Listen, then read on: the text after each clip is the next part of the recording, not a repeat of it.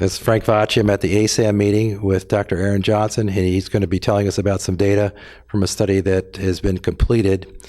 Dr. Johnson, remember you talked to us last year about this. This is a study in over 800 people who were presented to emergency departments, and you were looking at their alcohol use post intervention. Now, what kind of analysis are you doing this year?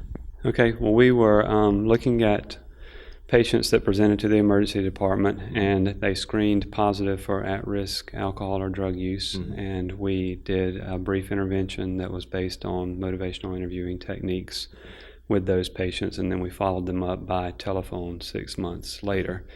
Last year we were looking at reductions in their use of alcohol over time, and we became interested in whether or not we could detect changes in other potential outcomes as a result of their reduced alcohol use. And so we wanted to look at potential reductions in their involvement in criminal activity or violent activity.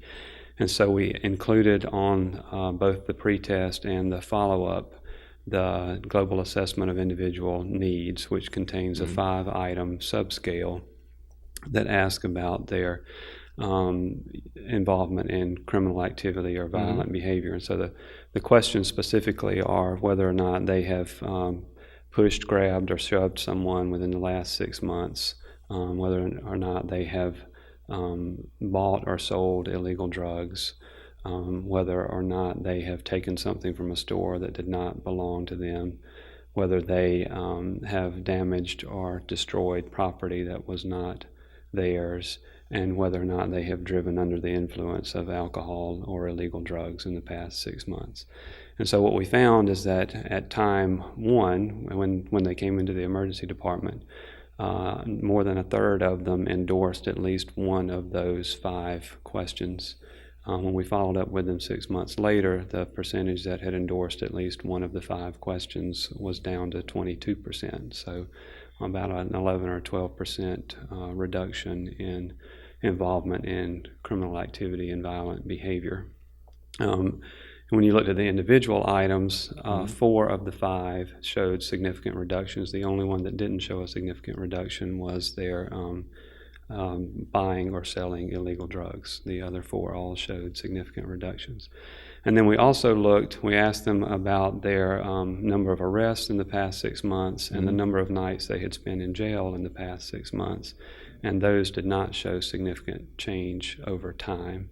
And the way we're interpreting that is that if you look at those 5 items in the GAIN subscale, those are really items that have a very low probability of arrest. They're sort of minor infractions, and the odds of them being detected by the police or arrested are pretty low. So you can show changes in their involvement in crime and violence without necessarily showing any reductions in arrest or jail time.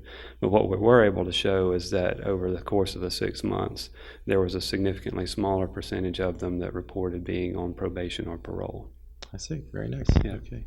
Now, where does the study go from here?